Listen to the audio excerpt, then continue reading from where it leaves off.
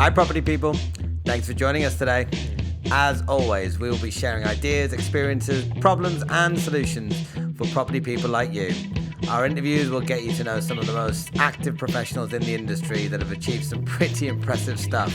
Hearing about their successes, failures, strategies, and insights, we really hope you enjoy.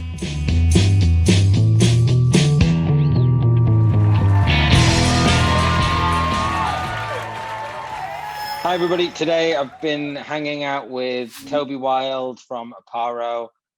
This is his second PropTech business, so he's successful already in the space and doing bigger and bigger things. Really interesting to catch up with him. If you like the podcast, please do hit like, subscribe, share any comments, any thoughts. The bigger this goes, the more places we go together. Hope you enjoy. Hi, everybody. Welcome to Property People. Today, I am joined with Mr. Toby Wilde. Toby is a young entrepreneur with an already proven track record of creating multiple businesses. His latest ventures are in PropTech, in the PropTech space, creating tools for property investors to assess opportunities, find deals, and generally make life easier. Hi, Toby. How are you today? Very well, Sam. How are you? Very, very good indeed. I've been looking forward to catching up with you because I know that you're doing stuff in a quite a unique way, and you've always had that pioneering way about you. So I think it's going to be really interesting for everybody to hear more about what you do, how you do it, and why you've gone down that route in the first place. But before we go into all of that stuff as to where you are now, if you could start with who were you at school? When you were at school, did you always think you'd be in PropTech? Did you always think you'd be a business person? PropTech didn't exist when I was at school. I'm a bit older than I look. We had Windows 95 when I was at school, scarily enough. So no, not PropTech, but yeah, real estate. I come from a third generation property family. Started off post-war with a flatbed truck. Then in 1971, my dad inherited an Austin 100, a wheelbarrow and a spade, and built up a property company up until the 90s and noughties. So I was brought up my whole childhood on building sites. I stupidly put a picture of myself dressed as Captain Scarlet on one of our building sites a few years ago on Facebook at the age of 5 when I was there painting.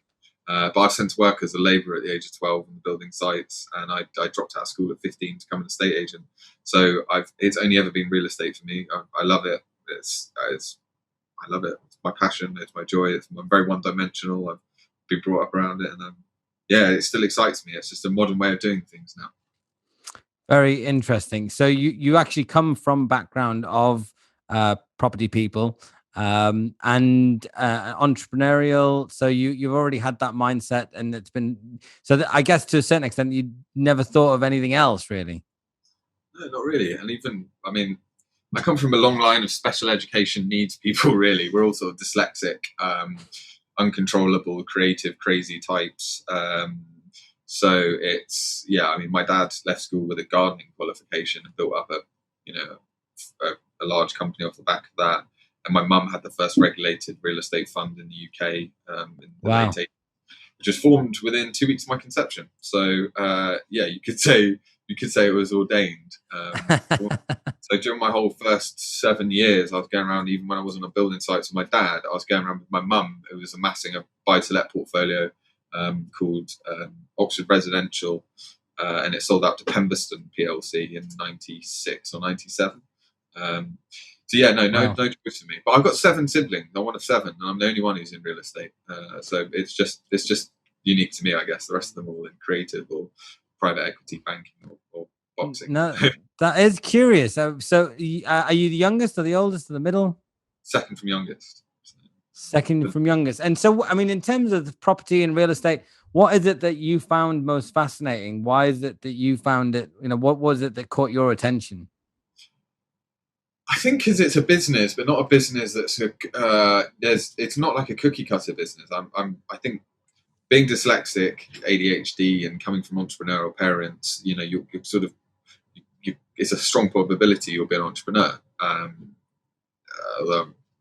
strong probability of being an entrepreneur. Although don't like to put that title on myself. And I think it's more of an affliction than anything else. I don't think I've tried working for people. It doesn't work. But yeah, I just think it was. I don't think I can work for people. I'm unmanageable. So I think I make a good business partner. And what I particularly like about real estate, answering your question, is that no 2 days are the same. Every day is a different challenge. It's a different adversity. I get to look at, especially with the business we have now, I get to look at different data points and look at creative opportunities to make money and also deliver something of worth and value to the world. So I think that's also a big problem. Is creating products that people actually want and that society needs, which is what I think a lot of people in real estate forget. That's certainly one of the reasons why I found it so fascinating. It is a human need, and therefore the demand is always there. It's just how do you make it work from a business point of view, which is quite fascinating, and it continues to evolve through the times. So I'm assuming, though, with your kind of business head on, business mind, being surrounded by business, you did you try anything before you got into property? Did you ever think you'd be able to do anything else, or was it I was motor racing. I tried a bit of motor racing when I was younger. I used to race classic minis in Formula V, and I thought I'd be the next touring car champion or something. But no, my parents weren't up for sponsoring a Playboy lifestyle, so I had to earn money to go racing. So in fairness, my dad used to drive me to the tracks with the trailer with my car on board, but I had to buy it myself and I had to work to earn that. So I was buying and selling used cars when I was a teenager before I became an estate agent. But I not really. I mean, I do some small cap angel investments, or I've historically done some small cap angel investments in enterprises outside of real estate. But for me, I like to stick to what I know. If you stick to what you know in life, okay, you may never get the meteoric success that the brand named entrepreneurs out there will do, but you're never going to go wrong either. You might not get uber wealthy, but for me, I don't work to get wealthy. I work because I enjoy it. I think as Socrates said, if you enjoy your job, you'll never work a day in your life. And I love what I do. Simple as that. One of my favorite quotes, indeed. So, why estate agency? Was it because of the fast cars that they all drive to viewings? I don't know how fast you can go in a 1.4 Kinleigh Golf driving around Fulham, but I used to give it a good crack. What I did quite like as well is, I used to always make money in the winter, because especially in like the 2 weeks when I was doing it in like 2010, there was a couple of weeks each year where it snowed.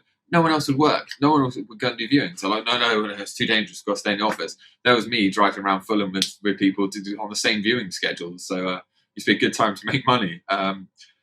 Why? Because leaving school with barely any qualifications like GCSEs, you have to find a way to earn a living. And back then, you could earn a decent living. You work 70-hour weeks, but you'd be, 19, 20 years old, and you'd be taking home 75 grand a year, which, was a lot of money. I mean, it's still a hell of a lot of money. You sacrifice family, friends, and health to do it, working so many hours. But it was a good place to cut my teeth. I think I started in the conventional road, working for some sort of, little local firms. One of them very, very good, Hodson's. A couple of them not so good, that have now gone under, unsurprisingly. I think if I wouldn't have gone to Kinleigh, Folkard Hayward, KFH in London, I don't think I'd have evolved past a salesman and actually become sort of a real estate professional. So it's a great place to cut your teeth. All these people out there selling educational courses for real estate, for 30 grand a year or whatever, they're great if you don't have the time or you have commitments to do it. But if you don't and you want to learn about it, rather than taking a punt with your money or your inheritance or other people's money, I'd still recommend to people, go and work as an estate agent for 12 months, 24 months. You'll learn just as much and you'll get paid to do it. So I couldn't agree more. I started out as an estate agent 2001, and it was amazing. And I even worked for free. I was young. Nobody would give me a part-time job. I was studying. And so I offered to work for free, and it taught me so much about the property industry in a very short space of time. And I kind of knew I was going to make a career out of it. So it is a great place to start. But tell us where you went from there. So where did it kind of evolve from the estate agency job? Sure. So estate agency, built up my own little. I went to Kinleigh, started my own chain, a little chain, chain. I had two little branches, about serviced offices, but we managed about 1,200 beds at the time. Wow. So within the first 6 months, we took on 1,200 beds. Amazing. So that was good, and built that up with a couple of friends and partners. I've always been a great believer in partnership. As Aaron likes to say, if you want to get somewhere quick, you go alone. If you want to go far, you go as a team. Totally. And that's in the fundamentals of all the businesses that I've built so far, is about teams. I built that up. I got an offer from two of the larger PLCs to purchase it. Countrywide offered to buy it. Martin & Co offered to buy it as well. Stupidly sold out to my partners. He ran it for a couple of years before closing it. But that was a good experience. It was the first experience of being an employer, hiring people, having people you're responsible for, because it's big responsibility. Having a company, you've got payroll you need to do. People's livelihoods are dependent on you, and having been in the situation where it's got to the end of the month and I can't pay salaries, that's through. Even when you're self-sacrificing, it's never because I had a Playboy lifestyle, but it's a big responsibility. So from that, I moved into development, small-scale refurbishments, did a couple of them on my own, development consultancy, sort of project management, really, finding acquisitions on behalf of friends and family, managing the refurbishment processes. So I did a few of those as well. My dad and I raised some money. It was his last attempt to rebuild the family business together. Couldn't deploy it because there was 2015, the land price was going up, house prices coming down already, and realised there's got to be a better way. At which point somebody contacted me about building full service history for your homes, much akin to when you buy a car. So myself, a guy called Matt, who came to me with the idea, a guy called George as well, and Paul, and I'm still partners with. I've been friends with about 10, 15 years now. We built a company called Spriff together, which grew to be the largest centralised property data platform in the UK by paid users. Very good. Very interesting. The estate agency was a stepping stone, and it just kind of led you to more different things throughout the industry. And eventually you ended up at Sprift, which is something that you created off your own back. And it was it, do you remember these? There was something called HIPS, where there was a information pack, health. Is it health information pack? Home information pack. That's it. Yeah. So was it something along those lines that you were thinking of doing, but then in a bit of a cooler way? Yeah, the HIPs are a great idea, in fairness. They were scrapped in 2010 post the Conservative election because they were so unpopular. The only reason they're unpopular is because you had untrained people doing them. So you'd go and do a weekend course and you could do a HIP pack, which part of that was EPC, the searches, all the rest of it. The problem was the solicitors didn't accept them. So it was basically putting the information in front of the buyers at the early onset, but then it wasn't usable or enforceable at the point of transacting. So you'd spent money basically on surveys that meant nothing. So we actually, in the early days of Sprift, we got referred to as HIPS Lite. So sort of a data-led home information pack. So yeah, as you know, Sprift aggregates hundreds of data points for every property in the UK. So you find out all of the local market data, comparable data, environmental data, rental yield data. And it was launched along Land Insight, but they were, I think, the two first ones who launched in the space. But yeah, it was akin to HIPS, and that's much more. I mean, lots of people in the property investment space, since I stopped networking in that space for it, because that was our early adopters, our proof of concept. I think our first 2,000 users came from the property investment space, but much bigger now. That is used by UK wide by estate agents. A lot of big chains use it. Yes, by putting key information in the hands of the buyers at first inquiry without cost or without that 400, 500 quid cost that HIPs were. But that business has done very well for itself. I mean, that's just announced. You might have seen the press announced in the last couple of weeks. It's listing on the London Stock Exchange via a reverse takeover. So that was, it was a good enterprise, and it gave us the foundations of what we do now in Oparo in terms of understanding property data. That helped us understand it, and also where the pitfalls were, and gave us the idea of what we could do next with property data. Very, very interesting, especially because you went from Sprift, which is, as you said, done so well, It's kind of the right timing where tech is starting to really be implemented in all walks of life and business. And you've taken it, dare I say it, to the next level with Oparo. If you can give us a rundown and synopsis of what Oparo is. Sure. So Oparo was the first sort of real estate and computer technology investment house to launch in the UK. There's a few sort of people are moving into the space now. I think it's tough to do because the data is so unclean in the UK. You spend so long. I mean, we've been working here now on Oparo. We celebrated our second full birthday, effectively, very recently. But what we effectively do is effectively we aggregate data on all the corporately owned assets in the UK. We then look for key indicators of financial stress to see whether the owner would be open to selling it. We then narrow that down by a search criteria based on the style of property we want, the locations of property we want, predicted yield, and basically match it to investment criteria. So we represent non-discretionary money at the moment to acquire assets in the UK. And we also represent some discretionary money as well. We have a joint venture with a couple of other real estate companies to deliver a £40 million portfolio in the next 12 to 18 months. And we've got about 120 million to deploy into the right deals. But the core principle of it is finding vendors at the right time who will sell us the asset at the right price to make the deal stack. Because so many people doing it, you end up bidding against the market, paying over quite a lot of time for stuff on with an agent, because people have different aspirations, different investment strategies, or quite frankly, they don't know what they're doing. And that can really jeopardize your business or reduce the amount of deals you can do. The problem I think a lot of conventional real estate companies have is the payroll and the cost of human capital is so high that without access to technology, algorithms, and being able to do this due diligence and appraisal work through an automated process, your human capital costs are so high that actually they negate any profit on the deals.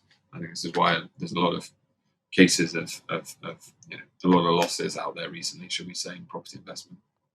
So what does the Oparo actually mean? What does the name mean? Oparo is a 5-letter word that we could get the limited company name for. We could get the trademark and we could get the domain name. But it does mean something. It's a scarer from the Basque region of Spain. It means prosperity or opulence.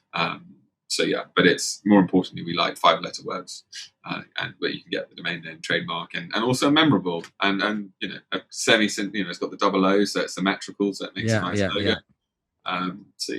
So it's Oparo React, which is real estate and computer technology. Well, I think that's a good name on all counts, to be fair. So, and ultimately, so what you're doing is you're securing off-market opportunities through an algorithm that you've created, which looks at multiple data sources that are in the public domain that give you information to suggest that a specific asset may be in distress, and then you'll reach out to them and say, hey, we're open to having a conversation with you if this situation is real. Pretty much, yeah. I mean, Paul and his tech team, they flag the assets using the myriad of data. I should point out, it's not as simple as anything, just like one key indicator, like missing a mortgage payment or something like that. If you actually look at that over the passage of time, and it takes years to build up this data, right? So people think the people sometimes think you're an overnight success when actually you've been here working on something for a couple of years, or even longer in our case. But the point is, you can't just look at it in terms of one thing, big problem. It actually is a myriad of tiny interactions with each other over time. We monitor, I want to say close to getting on 500 million data points on the sort of 5 million assets that we monitor on a daily basis. So yeah, we flag the assets like that. We then using the technology, we refine it to our criteria as well, to the assets we want. And then our acquisitions team, headed up by Aaron Yahaya, take over the acquisitions thing. So that's when we look to deploy money into those deals to acquire them. And so these are going to be, this could be any asset really. It could be kind of mum and pup's little industrial unit that's doing kind of cupcakes but struggling for years and years and years, barely making ends meet, and you've identified it, to larger organizations that the retail organizations that could be struggling as well, but with a lot of assets.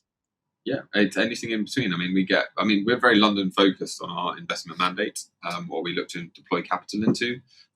So very London focused, or regional cities as well, the regional centres. So, we potentially look at Birmingham, Leeds, Nottingham, Sheffield, Derby, Bristol, any sort of English regional capitals. But yeah, it could be anything from a 2-bed flat in Cardiff worth, say, 30 grand, or Bristol worth 30, 40 grand.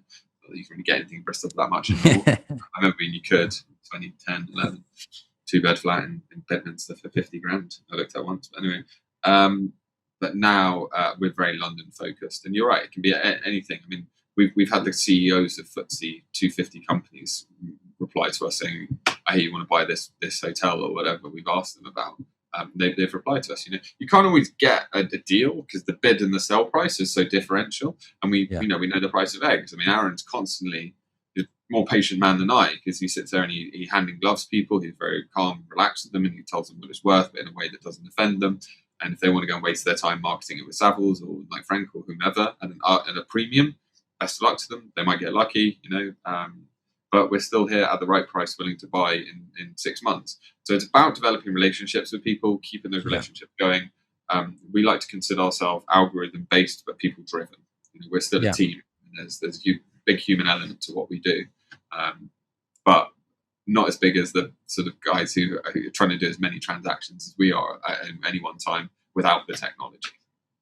Yeah, I think with this podcast, this show is called Property People because as much as we're doing bricks and mortar and there's a tangible asset that underlies everything that we do and the land, it is all about people at the end of the day, and you've got to be able to build those relationships. And the technology, from what I can see, has helped massively, and I think it's only going to continue from things like what's in the news every day right now, which is the cryptocurrencies and smart contracts and helping the conveyancing system, right through to identifying problems early on in the way that you're doing it. But without that human element, it's really hard to close a deal. I mean, how far along the lines are you catching people really early? Have you come across any people where it's too late that you've caught them? I mean, is it only residential or commercial?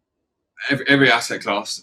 So as I said, we've had everything from a 2-bed flat in Bristol to a £400 million hotel in Mayfair, and everything in between. Typically, our sweet spot in terms of volume of data and volume of transaction tends to be where in the cities we look at, London principally, then M25 is the 1 to 5 million range, because that's where a lot of the first-time developers or amateur developers or people who aren't incredibly well back tend to be doing transactions. Tend to get less above the £10 million range. That's not to say we don't get them. We just don't get as much volume in that space.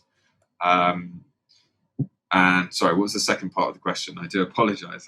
I'm just thinking about data too much. I get lost. Yeah, no, of course. It was. Yeah, is it commercial, residential? You said it was across all of them. And I forget myself exactly where we were, but in terms of, I mean, ultimately, we were talking about the human element and the fact that you do need it there, because what we were talking about is, do you catch them too late?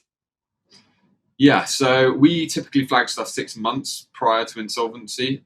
Some people, especially during COVID, it's been difficult to quantify that, because during COVID, people's circumstances have been changing. The laws around administration receivership have been changing. I mean, we did a back test the other day on November's data, and 64% of the assets we flagged in November had tipped over into insolvency. And then if you take the ones that are teetering on the edge, have had Paul, what's it called? A moratorium? Moratorium, there we go, thank you. So gone into receivership, moratorium, sold, emergency refinance, we're well above 90%. I don't think there's ever a point of being too early to flag an asset, because if we want an asset, we just keep on re-engaging with that person until eventually they are in a position that they either want to sell or need to sell. We're not selling below market value deals. We're not buying below market value deals, but we're finding the right opportunities that meet our requirement in the right time in the right space, and that allows us to do volume. That's the difference. I mean, on our discretionary funding, where we have discretionary money, I mean, we've got I don't know. I think we've completed on, I don't know, 4 transactions this quarter, and we've got another 8 or 9 in legals. And for any real estate company to be doing that kind of volume is pretty rare, especially when we're only sort of, we're not a big team, but we managed to keep control of all of that, and manage it. The biggest problem we always have is I think with everyone is going to be banks keeping track of it, keeping pace with us. I think is the biggest thing. In terms of being too late. Yeah. Sorry. Oh, just in terms of being too late, it's not too late, because if we really want an asset, we don't like to deal with receivers because it becomes a lot more complicated and time consuming than dealing with a conventional vendor. Although it could be argued that they're more professional to deal with than some vendors. So, strengths and weaknesses. But it's, something happens to that asset. We flag it, something happens to it. It either refinances, it sells, or it goes into receivership. So if we really want an asset, we will engage with administrative receivers to try and buy it from them when they're the owner, basically. That makes sense. And you said you were mentioning that probably the biggest constraint that you've got, the biggest difficulty hurdle is access to liquidity, cash, to be able to do enough transactions, which is all good investors and developers who've got pipeline, a database of opportunities, are probably struggling with the same thing: access to equity. You've mentioned that you've got discretionary and non-discretionary capital. Yeah. Where are you finding this capital? Is it kind of are they institutions? Are they family offices or? Family offices, other developers. So the discretionary money comes from a hedge fund. The non-discretionary money comes from developers, investors, family offices, funds. So yeah, I mean, I think it's not so much we struggle to find capital. We're very fortunate in the team that we have, in that we've got a CEO who's the ex-managing director of Babak, who's the ex-managing director of HSBC Bank and Citibank. And we've got advisory board members who are either ex-board members of significant housing associations, ex-board members of multi-billion-pound private family office private equity houses. So access to capital is not an issue for us in terms of equity debt. That's quite easy for us to do. Currently, it's the senior debt we struggle with, finding banks who can keep pace with us. We're currently courting a few new ones, having been let down by one recently. Because I think that's becoming harder. And even when we, to maximise our discretionary capital that we have, we gear against it with bridging, and dealing with bridging companies who deliver quickly and on time. That can be a struggle, because they all promise quick money, and then you end up with their lawyers. 4 weeks later, you're like, hold on, this money was meant to be here 3 weeks ago. What are you doing? So the legals is always going to be a challenge, especially dealing with other people's. And I think for us, the only hurdle we really experience is getting that. Although we all have track records individually, it's Oparo itself getting a track record of credibility to raise discretionary money. And I think we're not far off hitting the threshold now of where we go out there and do a major institutional discretionary raise. I think that's naturally the next progression for us. Yeah, I think that totally makes sense. You've got to track record is everything, and once you've got a little bit of traction, then it starts to snowball, because everybody, you go the other way where you've got almost too much capital to deploy, and that's a good problem to have, to be fair.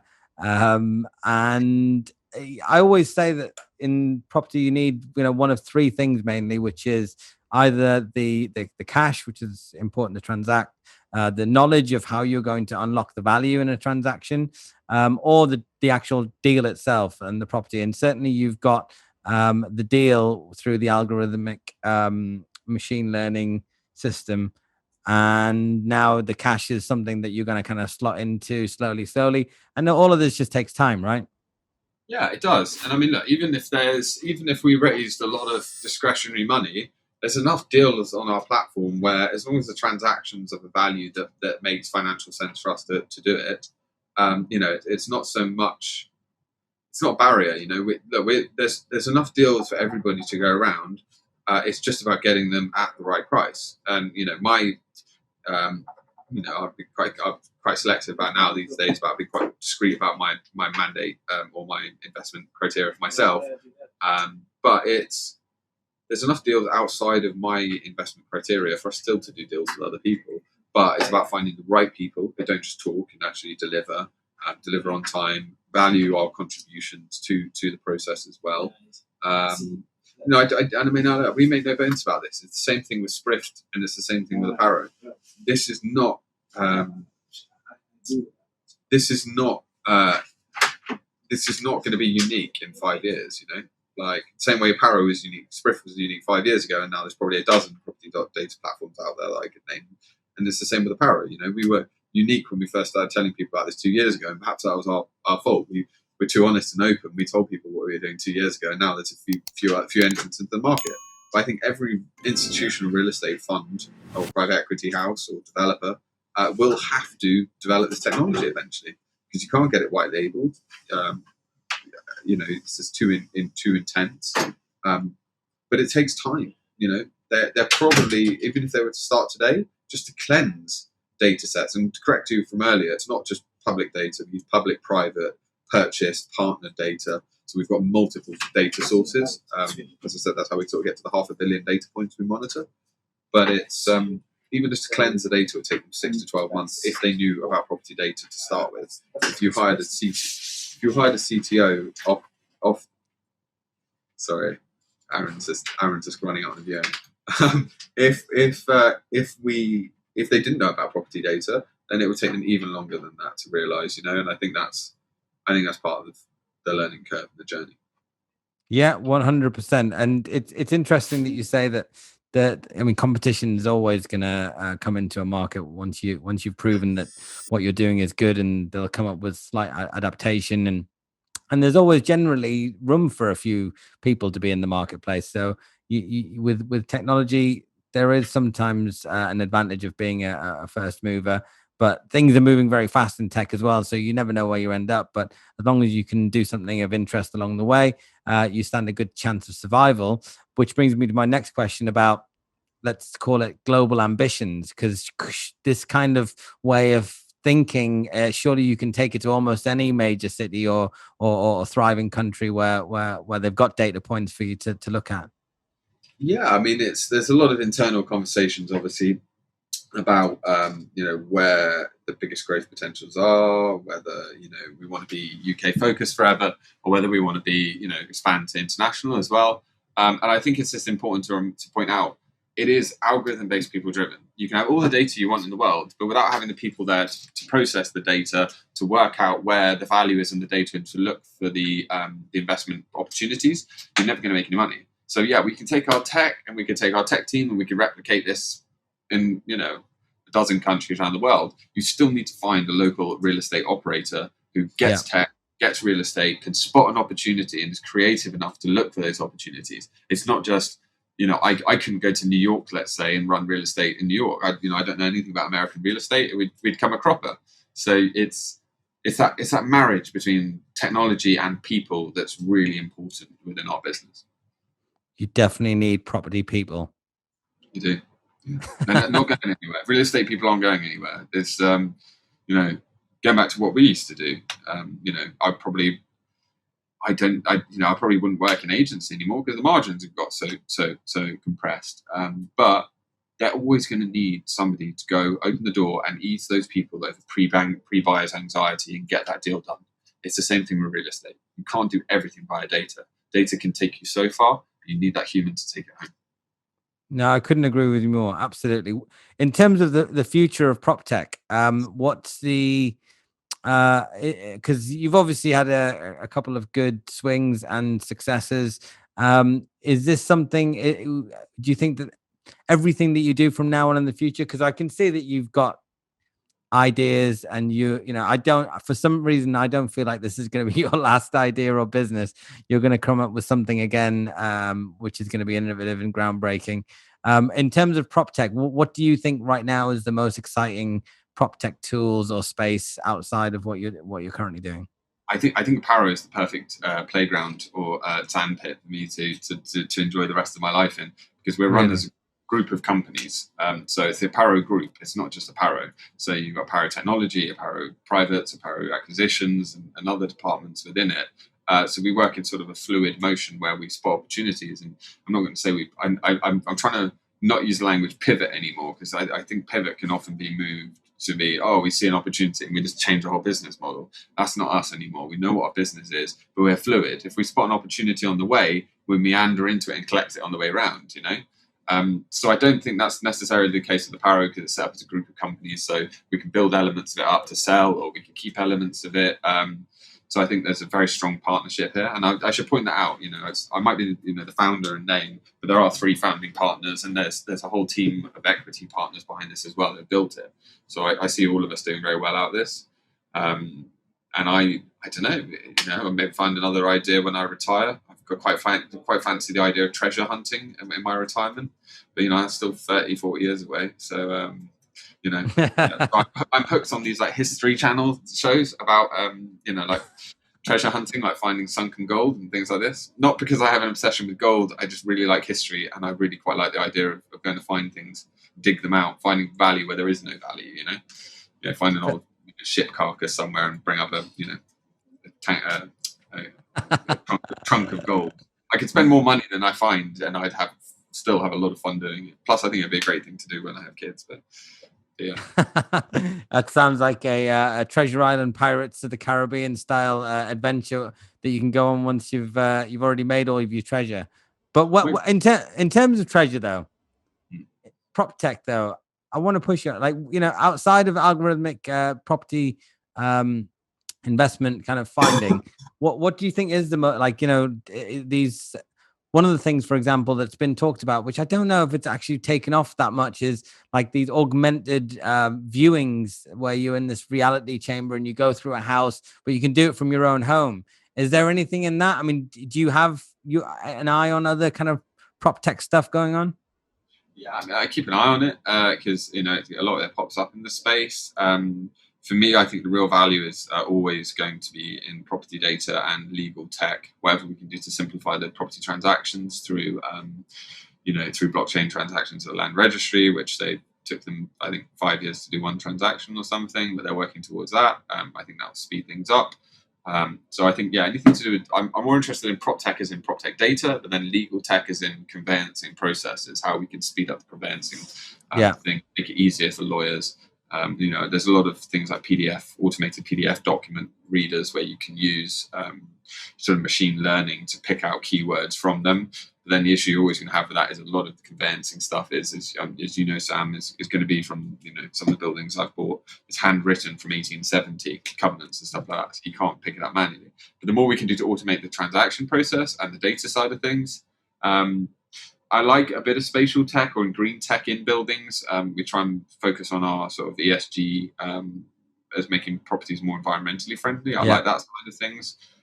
However, in terms of augmented reality, I think it's a very niche product. It's large scale, new build, off-plan sites. And I don't personally see that many of them coming to the market anymore in the future, except from, uber luxury city centre stuff, because anything that's sort of, zones 2, zones 3, large scale stuff, not sure if there's the margin in there to pay for that kind of stuff as a developer.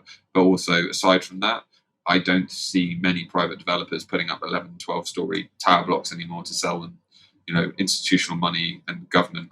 I was speaking to someone in government very recently who was telling me that they're very big on PRS. Not secret. That's not inside knowledge. They publicise that in the press all the time. But I was quite surprised that's what they picked up on from what I was telling them I did. And I do small scale PRS. I'm not saying I'm a big PRS developer or anything like that.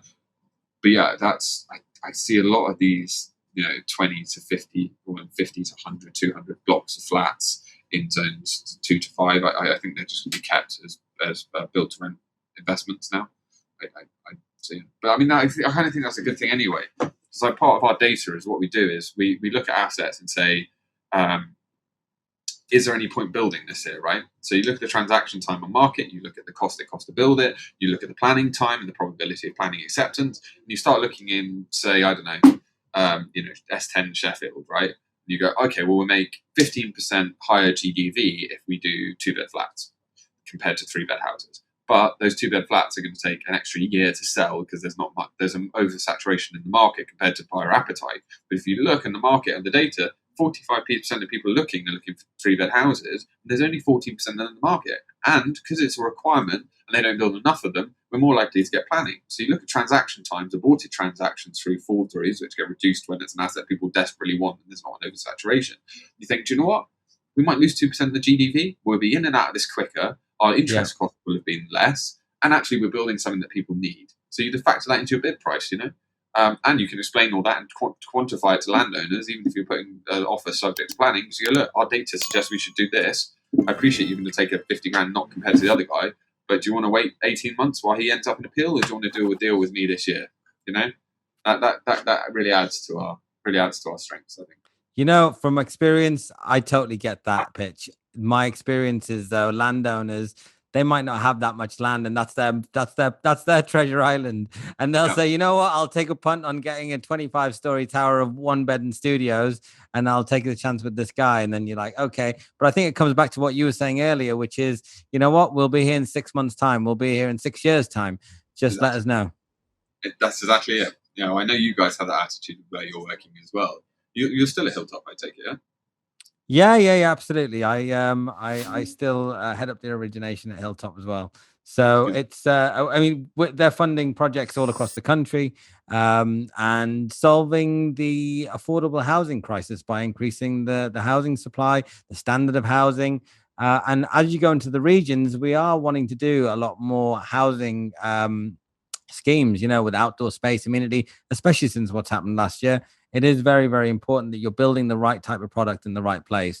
And it's, I think smart developers, the kind of people that you and I hang out with for the most part, they get it. It's the landowners that I totally understandably, this is their pension pot. This is something that they've been hanging on to for however many years. And they just know that real estate is valuable, but they don't necessarily have the skill set to be able to understand how to unlock its maximum value in the shortest period of time.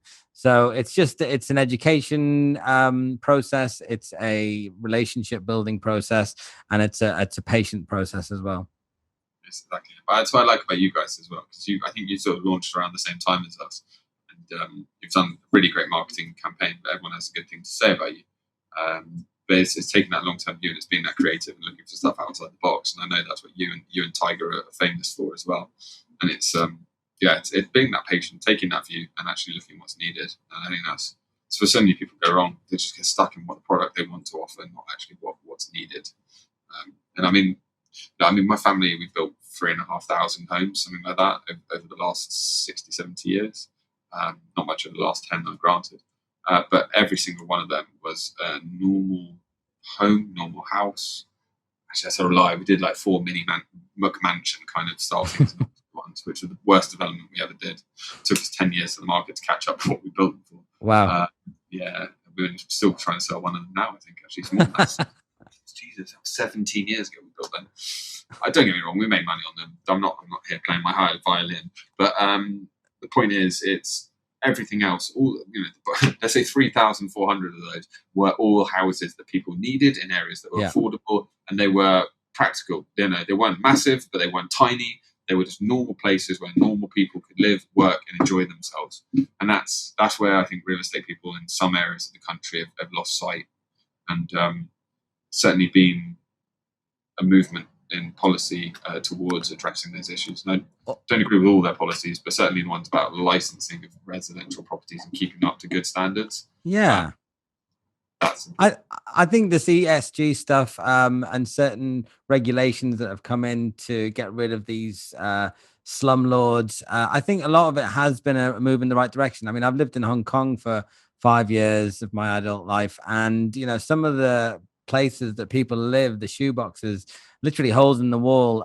It's really, really crazy. So I think we should be, having a bare minimum standard and a bit more conscientious of as developers of what kind of spaces that we're creating for the next generations to live in, to be creative in, and to prosper in.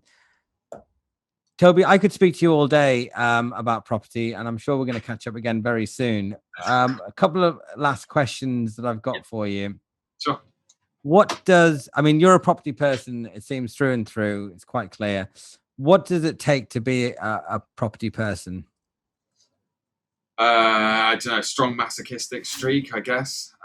Dislike for oneself. No, it's, you have to, resilience, joking aside, resilience is the most important thing.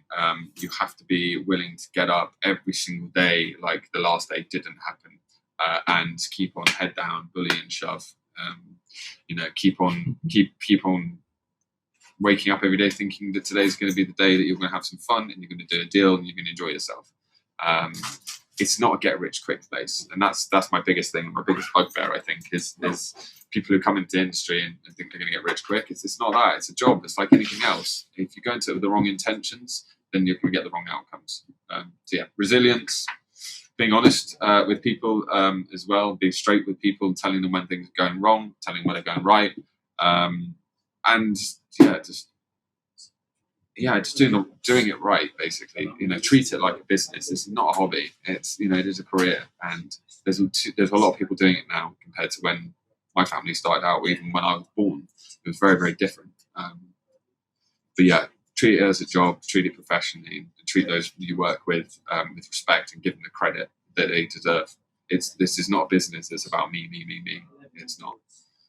Very good. And in terms of where people can find you, because I'm assuming that there's going to be some developers watching this thinking, wow, I want access to some of that deal flow.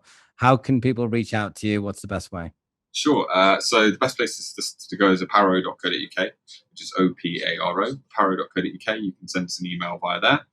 Me personally, I work via LinkedIn. I love LinkedIn. I use it a bit like Bloomberg. I'm constantly messaging people I need to speak to on there. Prefer it to emails, actually. So hook me up on LinkedIn, but don't just send me a connection request because I get too many of them. If you want to talk to me and say why, it drives me mad. I get digital marketers, 20 of them a day contacting me. What are you doing for your marketing? Nothing. I don't market. I do podcasts and I like speaking to people, and I like. LinkedIn for myself, and for actual deal flow, we're very selective about who we work with. Very, very selective because it's again time, resources. But Aaron Yehaya, as you know, Aaron Yehaya, you can find Aaron on our website, on LinkedIn. He likes LinkedIn too. So from the real estate side of things, it's definitely me and Aaron. Very, very awesome. I've loved speaking with you, as I always do. And hopefully we'll get you back on in the next year or two to see how you've got on and catch up. But thanks again for joining us. It's been an absolute pleasure. So this is the most fun I get going to talk about real estate. So thank you for having me. Anytime.